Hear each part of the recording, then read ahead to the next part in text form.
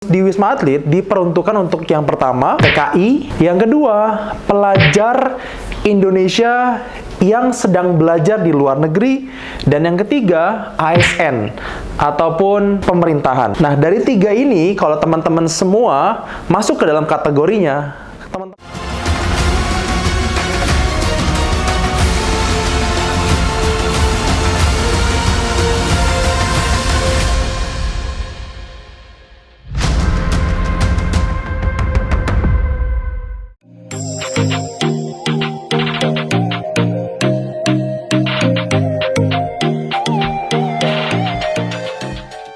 Hai Sobat Wirausaha, balik lagi di sini barengan sama Gasa, dan tentunya untuk kali ini kita akan bicara tentang teman-teman semua yang ada berencana perjalanan ke luar negeri ataupun yang sudah melakukan perjalanan ke luar negeri di era pandemik.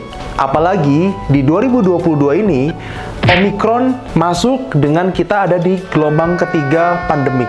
Ya, dan mudah-mudahan tidak parah ya. Amin. Dan tentunya teman-teman semua, saya mau cerita sedikit tentang perjalanan Turki yang saya lakukan 2 bulan lalu, tepatnya di Desember. Ya, saya kembali ke Indonesia. Dan dari perjalanan tersebut, tentunya kita ada kewajiban untuk warga Indonesia ataupun untuk WNA yang ingin masuk ke Indonesia dari perjalanan luar harus ada karantina, ya. Beda sama Turki.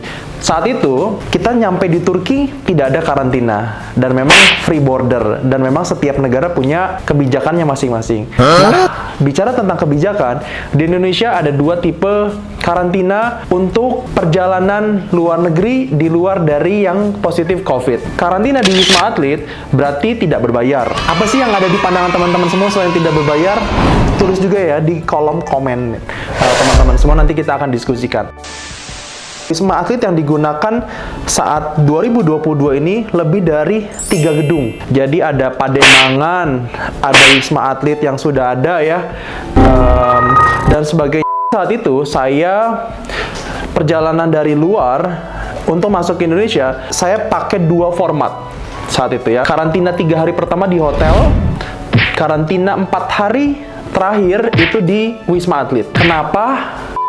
Dari 2 karantina untuk setiap warga yang ingin masuk ke negara Indonesia, pemerintah mempunyai 2 tempat, karantina di hotel ataupun karantina yang dibantu oleh pemerintah atau disubsidi pemerintah dengan karantinanya di Wisma Atlet. Dan Wisma Atlet pun banyak tempat yang digunakan. Ada Wisma Atlet Pademangan dan sebagainya. Saya bicara di sini kalau untuk Wisma Atlet diperuntukkan untuk yang pertama TKI, yang kedua pelajar Indonesia yang sedang belajar di luar negeri, dan yang ketiga ASN ataupun pemerintahan. Nah, dari 3 ini kalau teman-teman semua masuk ke dalam kategorinya, teman-teman semua bisa masuk ke dalam Wisma Atlet dan dikarantina secara gratis. Yang kedua ya, kita bicara karantina di hotel. Karantina di hotel diberikan untuk orang-orang yang masuk ke negara Indonesia, mau itu WNI atau WNA, yang tidak masuk ke dalam 3 kategori yang bisa masuk ke dalam Wisma Atlet tersebut, yang artinya berbayar. Rate berbayarnya mulai dari 1 paket itu 2,5 juta selama 3 hari sampai dengan unlimited. Karena ada yang 15 juta, 20 juta, tergantung tipe hotel yang digunakan. Cuman saat saya tiba di Indonesia, saya kena kebijakan baru yang sebelum keberangkatan itu masih 3 hari, saya kena yang 7 hari. 3 hari yang saya sudah book, yaitu karantina di hotel di daerah Jakarta Pusat, dengan per 3 harinya yaitu kurang lebih sekitar 3.700.000, sudah dengan 3 hari paket karantina, makan pagi, siang, malam, dan kamar ya yang proper, dan juga paket antar jemput di bandara, dan juga paket PCR. Dan karena saat itu saya sedang melakukan perjalanan dinas yang tentunya melibatkan World Halal Expo, saya mempunyai surat dari orang-orang yang terkait, sehingga di karantina keempat sampai hari ke-7 saya bisa karantina di Wisma Atlet. Dan perbedaannya di karantina di Wisma Atlet, di hotel, tentunya teman-teman semua bisa lihat di sini.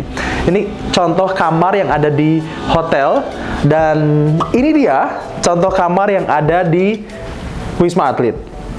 Gimana bedanya? Bisa dibilang nggak terlalu signifikan bedanya. Bedanya mungkin di AC aja. Saya ngerasa AC-nya lebih dingin kalau di hotel.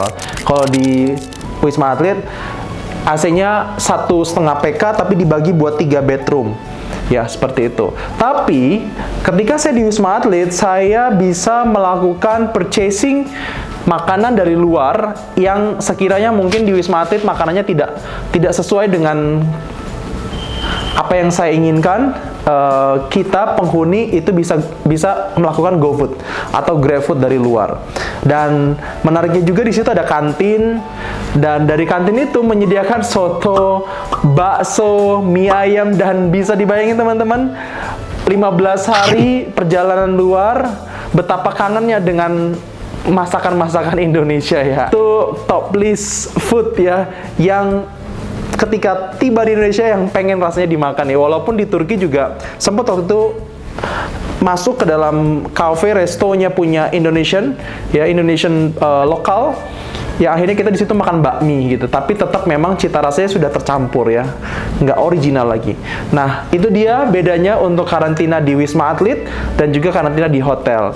Dan lesson learn-nya buat teman-teman semua yang ingin perjalanan ke luar negeri, pastikan teman-teman semua kalau memang mau di Wisma Atlet masuk ke dalam 3 kategori tersebut.